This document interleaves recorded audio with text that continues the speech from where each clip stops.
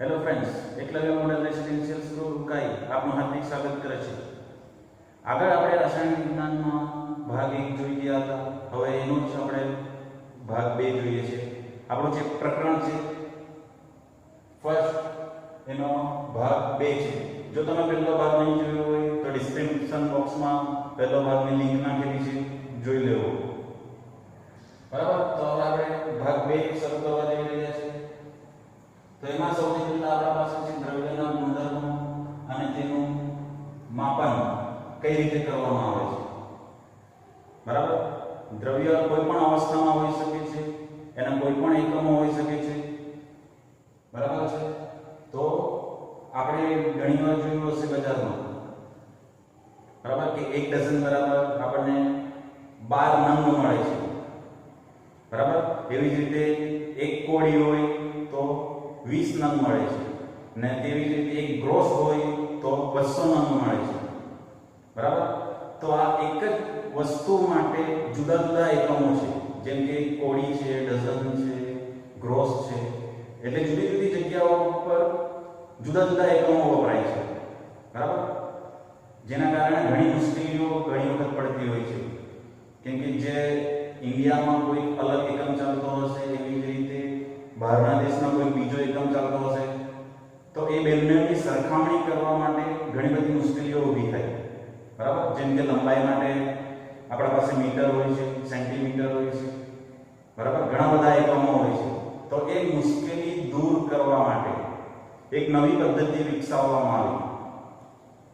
બરાબર છે, કે જે મૂળભૂત એકમો છે આપણા પાસે, બરાબર, જે રોજ જરૂરિયાત પડતી હોય જેમ એવા એકમો, તો એવા અમુક એકમોનું લિસ્ટ બનાવવામાં આવ્યું અને એ લિસ્ટને માટે એક ફિક્સ કે બધી જ જગ્યાએ આ એકમો વાપરવા, તો એના માટે એક નવી પદ્ધતિ દાખલ કરવામાં આવી IUPAC દ્વારા। બરાબર, તો IUPAC દ્વારા એક નવી પદ્ધતિ દાખલ કરવામાં આવી, જેને શું કીધું? SI એકમ પદ્ધતિ। બરાબર, તો હવે IUPAC એટલે શું છે? એનું full form international union for pure and applied chemistry. બરાબર, IUPAC નું પૂરું નામ છે international union for pure and applied chemistry. બરાબર, તો એમણે આ SI એકમોની મંજૂરી આપી કે અમુક એકમો એવા રહેવા જોઈએ કે અમુક રાશિઓ માટે બધે એકમો એક સરખા રહેવા જોઈએ। બરાબર છે, તો SI એકમ બનાવવામાં આવ્યો। તો SI એકમનું પણ પૂરું નામ શું છે? લી સિસ્ટમ ઇન્ટરનેશનલ ડી યુનિટ્સ। બરાબર, જો તમને પૂછવામાં આવે કે SI એકમનું નામ શું છે પૂરું, તો લી સિસ્ટમ ઇન્ટરનેશનલ ડી યુનિટ્સ। બરાબર, ને જેટલી પણ ભૌતિક રાશિઓ જે છે કે આપણને રોજબરોજ જરૂર પડવાની છે, તો એ ભૌતિક રાશિઓનું અમુક રાશિઓનું અહીંયા લિસ્ટ આપેલું છે આપણને, તો તેમના માટે એકમો જે છે એ ફિક્સ કરી દેવામાં આવ્યા છે કે બધી જગ્યાઓ પર આ એકમોનો યુઝ થવો જોઈએ। બરાબર, તો સૌથી પહેલા આપણી પાસે અહીંયા બધી ભૌતિક રાશિઓ આપેલી છે કે જે રોજબરોજ જરૂર વધારે પડે છે, કે પાયાની ભૌતિક રાશિઓ છે અને તેમના એકમો જોવાના છે। બરાબર, તો અહીંયા આપણી પાસે છે પહેલું લંબાઈ। લંબાઈને આપણે એની સંજ્ઞા છે L વડે દર્શાવીએ છીએ। બરાબર, ને એનો SI એકમ છે મીટર। હવે એનો મતલબ એવો થાય કે હવે તમે જ્યારે પણ લંબાઈની વાત કરતા હોય, બરાબર, કે ચલો 10 મીટર છે, 10 એની લંબાઈ છે, તો એના માટે આપણે સંજ્ઞા વાપરીશું મીટર। બરાબર, એની SI એકમ કયો છે? મીટર, અને એની સંજ્ઞા છે m, એટલે આપણે કહી શકીએ કે એની લંબાઈ 10 મીટર છે। બરાબર, એવી જ રીતે બીજી રાશિ છે દળ। તો દળ માટેની સંજ્ઞા છે m, અને દળ આપણે માપીશું શેમાં? કિલોગ્રામમાં, અને એની સંજ્ઞા છે kg। ત્રીજી એક ભૌતિક રાશિ છે આપણા પાસે સમય. સમયની સંજ્ઞા છે સ્મોલ t, બરાબર, અને એનો એકમ છે સેકન્ડ. આપણને ખબર છે સેકન્ડ આવે છે, કલાક આવે છે, મિનિટ આવે છે, પણ અહીંયા એસઆઈ એકમ પદ્ધતિમાં એવું કહેવામાં આવ્યું છે કે જ્યારે પણ તમે સમય લખો તો સમયને હંમેશા સેકન્ડમાં લેવી, જેની સંજ્ઞા છે s, બરાબર. પછી ચોથી એક ભૌતિક રાશિ છે વિદ્યુત પ્રવાહ. તો એને આપણે દર્શાવીશું I વડે. વિદ્યુત પ્રવાહ ભૌતિક રાશિની સંજ્ઞા I છે અને એનો SI એકમ છે એમ્પિયર, જેને આપણે કેપિટલ A વડે દર્શાવીશું.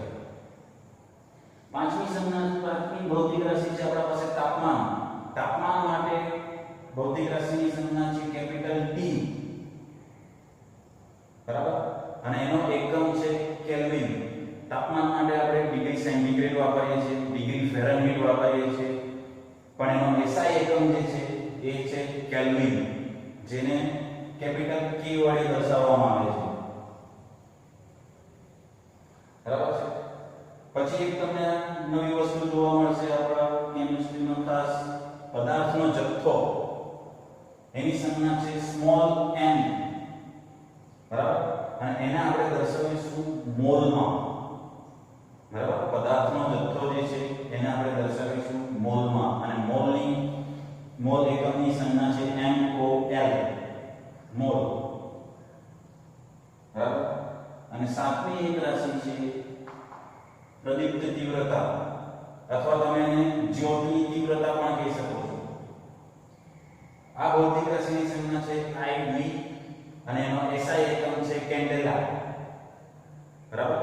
પ્રદીપ્ત તીવ્રતા અથવા જ્યોતની તીવ્રતા જે છે એનો એકમ છે કેન્ડેલા અને એની ભૌતિક રાશિની અને SI એકમની સંજ્ઞા છે સ્મોલ cb, બરાબર છે. તો આ બધી મુખ્ય ભૌતિક રાશિઓ છે કે જે SI એકમ પદ્ધતિમાં આવે છે. આ સિવાય પણ ઘણી બધી બીજી રાશિઓ છે, તે આપણે આગળ જોઈશું. હવે તમને એક પ્રશ્ન થાય કે આટલું દળ છે એનું આપણે એકમ લઈ લીધો કે કિલોગ્રામ છે, બરાબર. ધારો કે કોઈ વસ્તુ છે આપણા પાસે, તો આપણે લખ્યું 10 કિલોગ્રામ, બરાબર,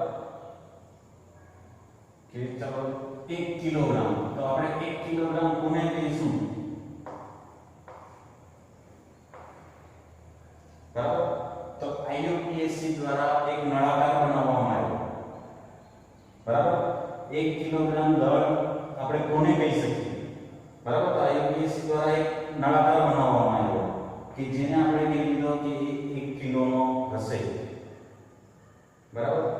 એક નળાકાર બનાવવામાં આવ્યો, તેનું વજન નક્કી કરીને કહેવામાં આવ્યું કે આ દળ જે છે તેને આપણે કહીશું 1 કિલોગ્રામ.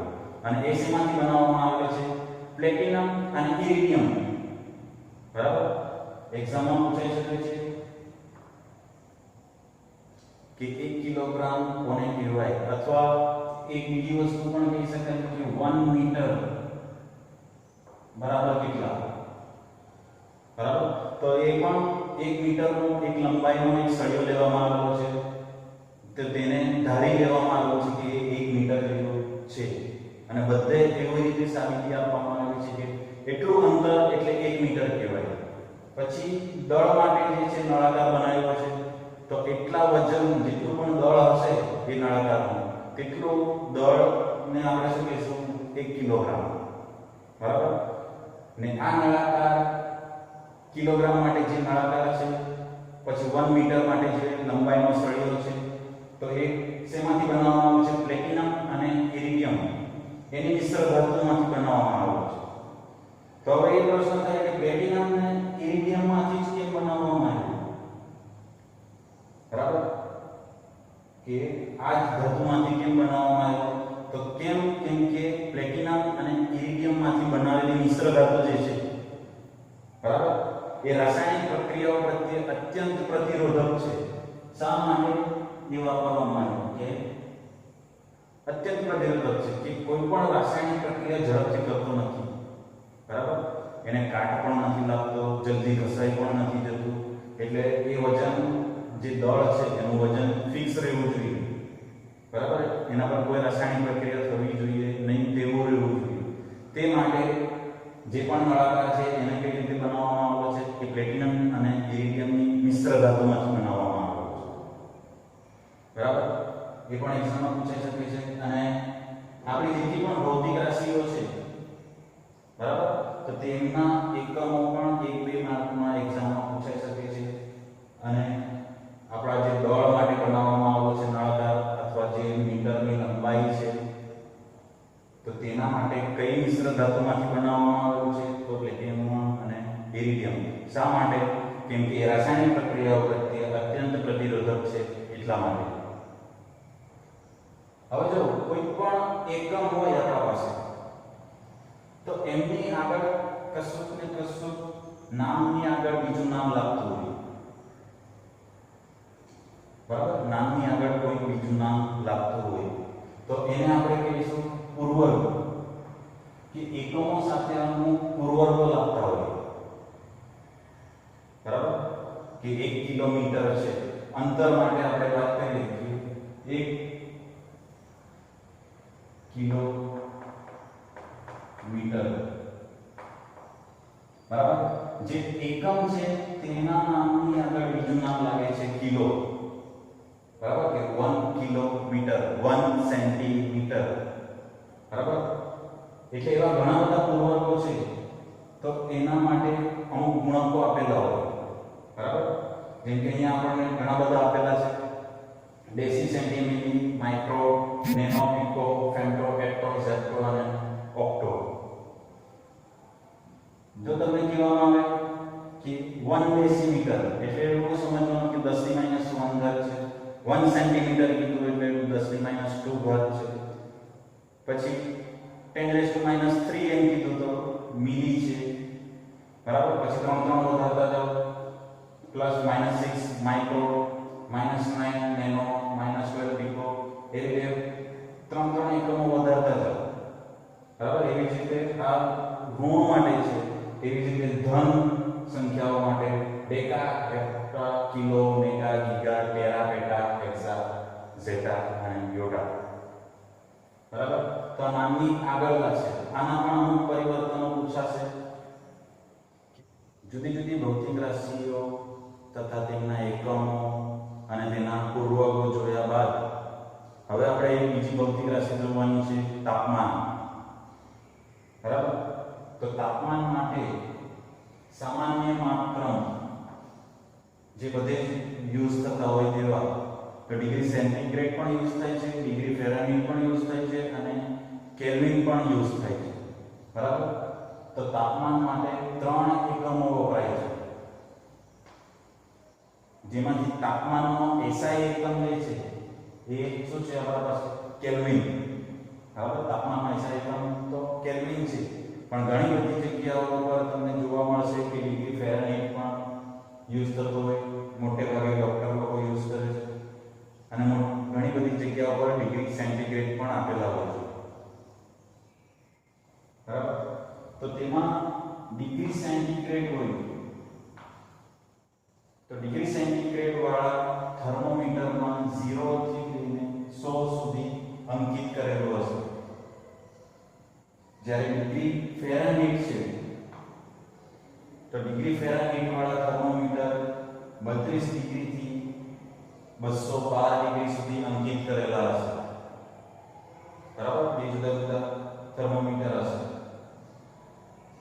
તો હવે એ મુશ્કેલી નિવારવા માટે કે જો આપણા પાસે ડિગ્રી સેન્ટીગ્રેડમાં આપેલું છે કોઈ પણ તાપમાન, આપણને કોઈ પણ તાપમાન ડિગ્રી સેન્ટીગ્રેડમાં આપેલું હોય તો એને ડિગ્રી ફેરનહીટમાં અથવા કેલ્વિનમાં ફેરવવા માટે શું કરવું પડે? તો બરાબર, અહીંયા આપણને આપેલો છે ડિગ્રી સેન્ટીગ્રેડ અને ડિગ્રી ફેરનહીટ માપક્રમ વચ્ચેનો સંબંધ. તો એ શું છે કે ડિગ્રી ફેરનહીટ બરાબર 9/5 ડિગ્રી સેન્ટીગ્રેડ પ્લસ 32. આપણે એક્ઝામ્પલ ગણીશું એટલે ધીરે ધીરે યાદ રહી જશે. તેવી રીતે ડિગ્રી સેન્ટીગ્રેડ અને કેલ્વિન માપક્રમ વચ્ચેનો સંબંધ કે kelvin is equal two degree centigrade plus 273 બરાબર. તો ચાલો આ સૂત્ર આપણે આ એક્ઝામ્પલ માટે યુઝ કરી જોઈએ. બરાબર. તો અહીં ઘણા બધા ઉદાહરણ આપેલા છે, એમાંથી આપણે પહેલું ગણી જોઈએ, બાકીના તમારે ઘરે જાતે ગણવાના રહેશે. બરાબર.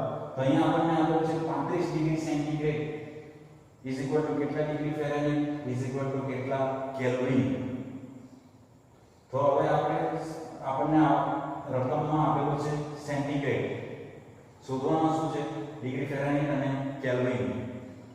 તો એના માટે બેમાંથી કયું સૂત્ર પહેલા યુઝ કરીએ. જો આપણે શોધવું હોય ડિગ્રી ફેરનહીટ તો સેલ્સિયસ અને ફેરનહીટ માપક્રમ વચ્ચેનો જે સંબંધ છે એનું સૂત્ર આપણે યુઝ કરીશું. તો એ શું છે કે degree Fahrenheit is equal two 9/5 degree centigrade plus 32. બરાબર. સેલ્સિયસ આપણને આપેલા છે તો સેલ્સિયસની કિંમત અંદર મૂકી દીધી તો શું થશે 9/5 સેલ્સિયસ કેટલા આપેલા છે આપણને 35 પ્લસ 32 તો 5 × 35 થશે અને 7 × 9 63 પ્લસ 32 આન્સર કેટલો આવશે 95. બરાબર. તો 35 degree Celsius is equal to કેટલા થશે 95 ડિગ્રી ફેરનહીટ.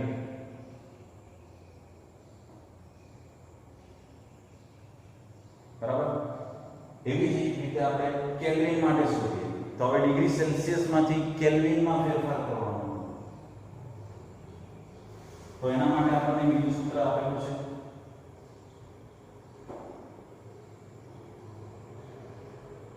કે કેલ્વિન ઇઝ ઇક્વલ ટુ જેટલા ડિગ્રી સેન્ટીગ્રેડ હોય એટલા પ્લસ 273. બરાબર.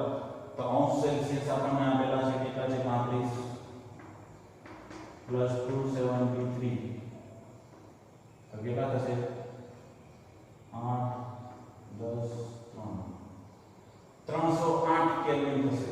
35 ડિગ્રી સેલ્સિયસ બરાબર 308 કેલ્વિન થશે. બરાબર. તો આ બાકીના તમે પોતાની રીતે ગણી લેજો. બરાબર. સ્ક્રીનશોટ પાડો હોય પાડી શકો છો. તો તાપમાન જોયા બાદ હવે આપણે કેટલાક રાસાયણિક સંયોજકીકરણના નિયમો જોવાના છે. આપણને 6 નિયમો આપેલા છે.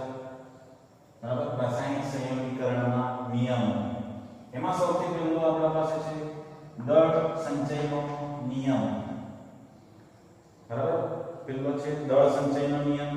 એ કોના દ્વારા આપવામાં આવ્યો છે એન્ટોની લેવોઇઝર. બરાબર. દળ સંચયનો નિયમ કોણે આપ્યો છે એન્ટોની લેવોઇઝર. અને દળ સંચયનો નિયમ શું કહેવા માંગે છે કે દ્રવ્યોનું સર્જન કે વિનાશ શક્ય નથી.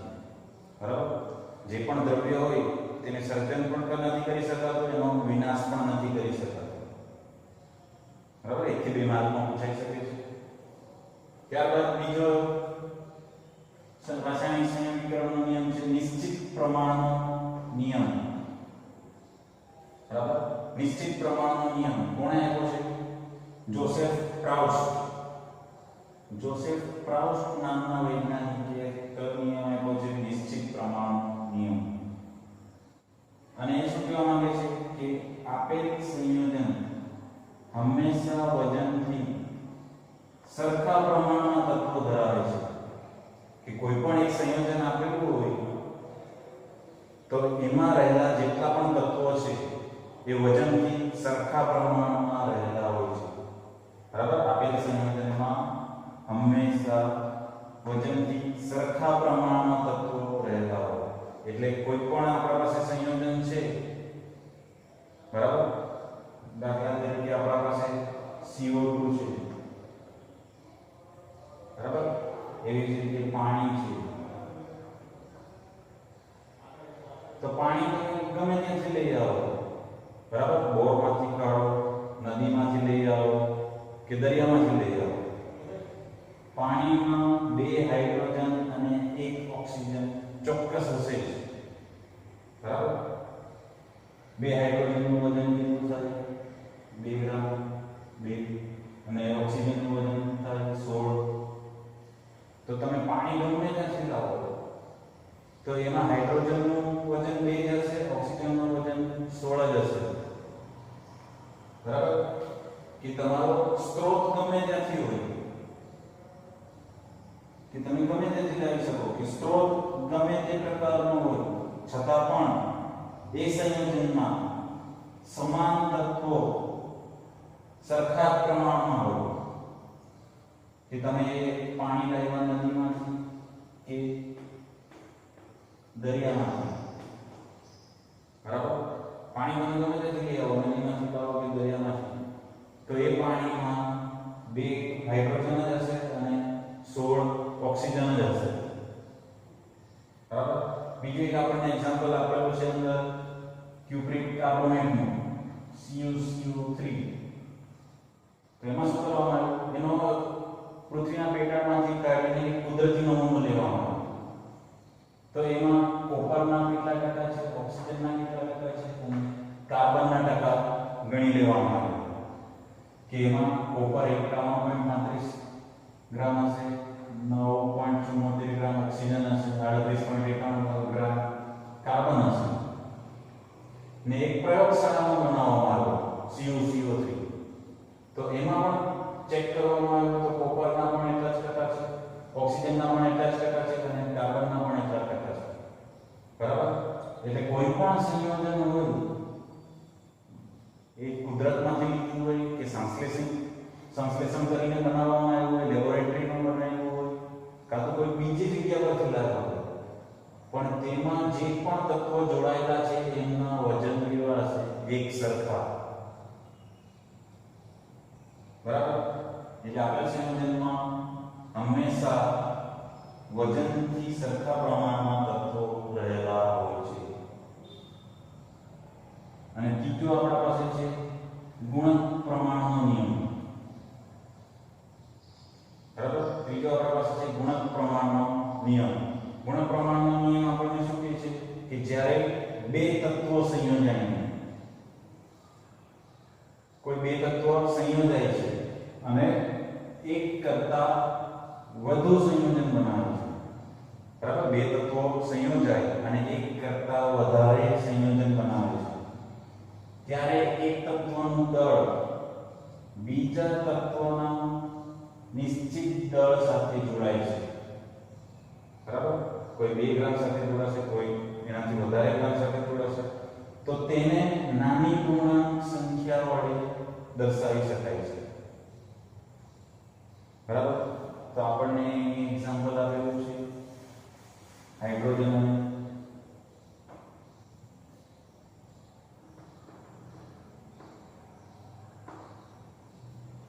અને ઓક્સિજન. બરાબર. 2 વસ્તુ છે. તો હાઇડ્રોજનના 2 ગ્રામ, બરાબર. આપણે ફર્સ્ટ લઈ લઈએ કે હાઇડ્રોજનના આપણે 2 ગ્રામ લીધા છે, ઓક્સિજનના 16 ગ્રામ લીધા છે, તો ત્યારે આપણને મળશે 18 ગ્રામ H2O. બરાબર.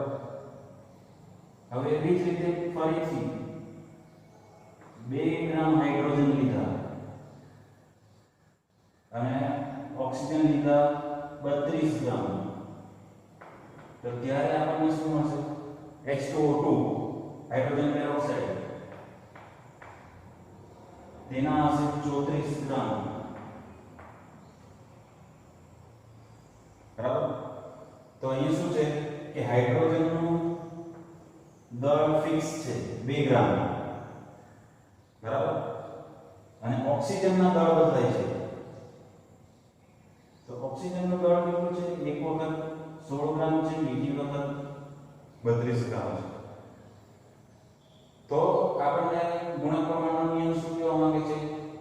કે 2 તત્વો એકબીજા સાથે સંયોજાઈને એક કરતાં વધારે સંયોજન બનાવે છે ત્યારે બરાબર એક તત્વનું દળ બીજા તત્વના નિશ્ચિત દળ સાથે સંયોજાય છે બરાબર એટલે હાઇડ્રોજનનું 2 જ ગ્રામ દળ છે જો 16 ગ્રામ ઓક્સિજન સાથે સંયોજાય તો પાણી બનાવે છે ને જો 32 ગ્રામ ઓક્સિજન સાથે સંયોજાય તો હાઇડ્રોજન પેરોક્સાઇડ બનાવે છે તો આ બીજા તત્વના દળને આપણે એક નાની પૂર્ણાંક સંખ્યાઓના ગુણોત્તર વડે દર્શાવી શકીએ તો ગુણોત્તર દર્શાવવા માટે આપણે શું કરીશું કે હાઇડ્રોજનનું દળ તો નિશ્ચિત છે તો કઈ રીતે પાણી અને હાઇડ્રોજન પેરોક્સાઇડ બને છે તો અહીંયા લખ્યું છે કે આપણે 16/32 હવે આપણે નાની સંખ્યા લેવાની તો શું થાય 16×2 = 32 16 × 16 અને 16×2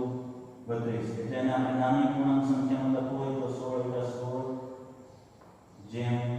= 1/2 તો તેને આપણે શું કહીશું નાની પૂર્ણાંક સંખ્યા વડે દર્શાવી શકીએ કે હાઇડ્રોજન જો એક દળ સાથે એક ઓક્સિજન સાથે સંયોજાય તો H2O બનાવે છે અને હાઇડ્રોજન જો 2 ઓક્સિજન સાથે સંયોજાય તો H2O2 બનાવે છે બરાબર છે આના પછી આપણે ચોથો નિયમ જોઈએ ચલો 3 નિયમ જોયા બાદ આગળ વધીએ આપણે ચોથો છે આપણા પાસે ગેલિસ શીટનો વાયુમય કદનો નિયમ બરાબર ગેલિસ શીટનો વાયુમય કદનો નિયમ તો આ ચોથો નિયમ શું કહે છે કે જ્યારે રાસાયણિક પ્રક્રિયાઓમાં વાયુઓ સંયોજાય છે બરાબર 2 અથવા 3 અથવા વધારે એનાથી વધારે જ્યારે વાયુઓ સંયોજાય છે ત્યારે જો વાયુઓ સમાન તાપમાને અને સમાન દબાણે હોય એટલે કે sp_a હોય તો તેમના કદને સાદા ગુણોત્તર વડે દર્શાવી શકાય બરાબર આપણે એક્ઝામ્પલ પરથી સમજીએ હાઇડ્રોજન અને ઓક્સિજન સંયોજનને શું બનાવે છે પાણી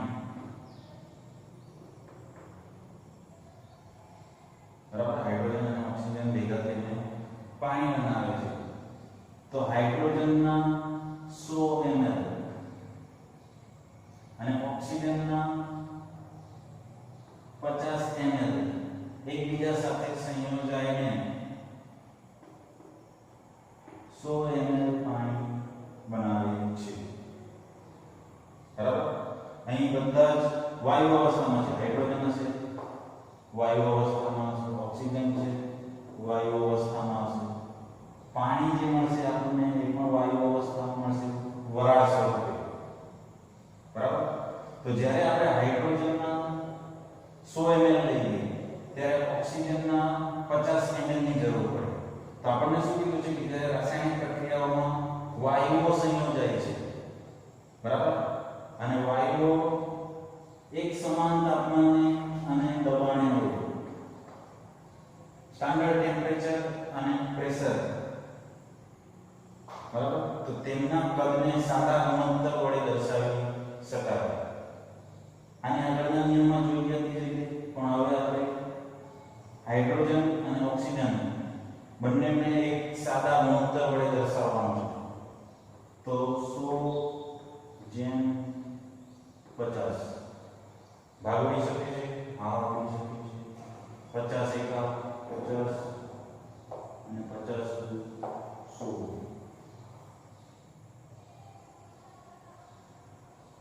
બરાબર છે તો હાઇડ્રોજન ગેસ અને ઓક્સિજન ગેસને આપણે આ રીતે 2:1 ના ગુણોત્તરથી દર્શાવી શકીએ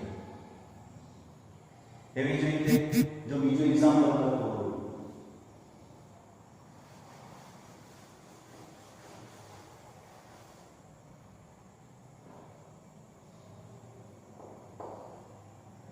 નાઇટ્રોજન વાયુ અને હાઇડ્રોજન વાયુ બેવ ભેગા થઈને એમોનિયા બનાવે છે બરાબર તો એના માટે આપણે જોઈએ આગળ કઈ નથી, નાઇટ્રોજનની આગળ, એટલે આપણે એના માટે 100 લખીએ, 100 ml નાઇટ્રોજન. હાઇડ્રોજનની આગળ 3 છે એટલે 300 ml હાઇડ્રોજન. એકબીજા સાથે સંયોજન 200 ml એમોનિયા બનાવે છે. બરાબર? તો આ બે વાયુઓનો સાદું ગુણોત્તર વડે દર્શાવવું હોય તો કઈ રીતે દર્શાવી શકાશે? 100:300. બરાબર? ભાગ ઉડાડીએ તો કેટલા થશે? 1:3. તો નાઇટ્રોજન અને હાઇડ્રોજન 1:3 પ્રમાણમાં જોડાઈને એમોનિયા બનાવે છે. બરાબર? ત્યારબાદ પાંચમો નિયમ આપણી પાસે છે એવોગેડ્રોનો નિયમ. બરાબર? તે પહેલા આપણે એક વસ્તુ જોઈએ, સમાન તાપમાન અને દબાણ. મેં તમને કહ્યું STP એ હોય. બરાબર? એ નહીં લખતો, ચાલો. તો સ્ટાન્ડર્ડ ટેમ્પરેચર અને પ્રેશર કોને કહેવામાં આવે? કે જ્યારે તાપમાન કેટલું હોય? 272 કેલ્વિન અને પ્રેશર એટલે કે દબાણ P એક વાતાવરણનું, એને કહેવામાં આવે સ્ટાન્ડર્ડ ટેમ્પરેચર એન્ડ પ્રેશર. કે તાપમાન કેટલું રહેવું જોઈએ? 272 કેલ્વિન અને દબાણ કેટલું રહેવું જોઈએ? એક વાતાવરણ. આવી પરિસ્થિતિને શું કહેવાશે? સમાન તાપમાન અને સમાન દબાણ. બરાબર?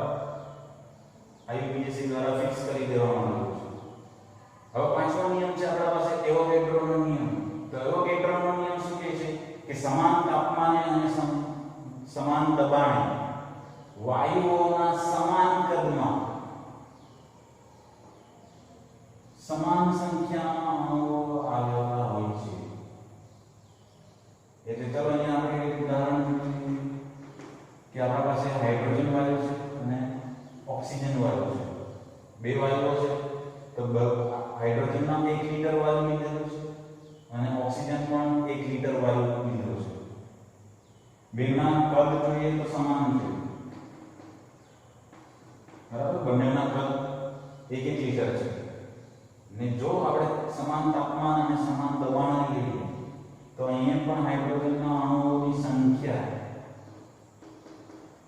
જો 1 લિટરમાં 2 અણુઓ છે, 3 અણુઓ છે, તો અહીંયા પણ ઓક્સિજનના કેટલા હશે? 3 અણુઓ જ હશે. બરાબર? જો સમાન તાપમાન અને દબાણ બે જુદા જુદા વાયુઓ હોય, બરાબર, ને એનું કદ સરખું લેવામાં આવે, બંને 1 લિટર લીધા છે, તો એમાં અણુઓની સંખ્યા પણ એક સમાન હશે. બરાબર છે? તો આના પછી આપણે છઠ્ઠો નિયમ પર જવાનું છે, ડાલ્ટનનો નિયમ. ચલો, છઠ્ઠો નિયમ આપણી પાસે છે ડાલ્ટનનો પરમાણ્વીય સિદ્ધાંત. ડાલ્ટનનો પરમાણ્વીય સિદ્ધાંત એક્ઝામ માટે ઇમ્પોર્ટન્ટ છે. તો એમણે ડાલ્ટને શું કહ્યું કે દ્રવ્ય નાના નાના અવિભાજ્ય કણોનો બનેલો છે અને તેને શું કહી દીધું? પરમાણુ, કે જેને પરમાણુ કહે છે. દ્રવ્ય જે છે એ નાના નાના પરમાણુઓનું બનેલું હોય છે અને એ નાના કણોને પરમાણુ કહેવામાં આવે છે. બરાબર? એની સાથે ડાલ્ટને અભિધારણાઓ કે કોઈ પણ પરમાણુ છે, કોઈ પણ પ્રકારનું દ્રવ્ય છે, તો એમાં નાના નાના પરમાણુઓ રહેલા હોય છે. બરાબર? તો ચાલો એની અભિધારણાઓ જોઈએ કે ડાલ્ટનની અભિધારણાઓ શું કહેવા માંગે છે. તો ફર્સ્ટ છે આપણા પાસે દ્રવ્ય અવિભાજ્ય પરમાણુઓ બનેલું છે. બરાબર? કે કોઈ પણ દ્રવ્ય હોય તો તે શેમાંથી બનેલું હોય? પરમાણુઓથી. બરાબર? ને જેનું વિભાજન શક્ય નથી. બરાબર? એ વાત તો હાલમાં ખોટી છે કે કોઈ પણ પરમાણુ પ્રોટોન, ન્યુટ્રોન, ઇલેક્ટ્રોન, પોઝિટ્રોન, ન્યુટ્રિનો એનાથી બનેલું હોય છે. પણ તે સમયે ડાલ્ટને જે અભિધારણા કરી કે કોઈ પણ દ્રવ્ય હોય તે અવિભાજ્ય પરમાણુઓનું બનેલું હોય કે જેનું આગળ વિભાજન થઈ શકે નહીં, તો તેવા પરમાણુઓનું બનેલું હોય છે, બરાબર. પણ હાલમાં આપણે જાણીએ છીએ કે પરમાણુનું પણ વિભાજન થઈ શકે છે, પ્રોટોન, ન્યુટ્રોન, ઇલેક્ટ્રોન, બરાબર. ત્યાર પછી છે બીજી અભિધારણા કે આપેલ તત્વના બધા જ પરમાણુઓ સમાન ગુણધર્મ ધરાવે છે. કે કોઈ પણ એક તત્વ હોય, જેમ કે હાઇડ્રોજન છે, તો બધા હાઇડ્રોજનના ગુણધર્મ એક સરખા જ હશે, બરાબર. આપણે કહી દીધું કે આ હાઇડ્રોજન પરમાણુ છે, તો જુદા જુદા હાઇડ્રોજન પરમાણુ હોય તો એમના ગુણધર્મ પણ સમાન જ હશે. અને જુદા જુદા પરમાણુઓના દળ જુદા જુદા હોય છે. કે હવે હાઇડ્રોજન છે તો એનું દળ 1 છે, ઓક્સિજન છે તો એનું દળ છે 8, અરે 16, બરાબર.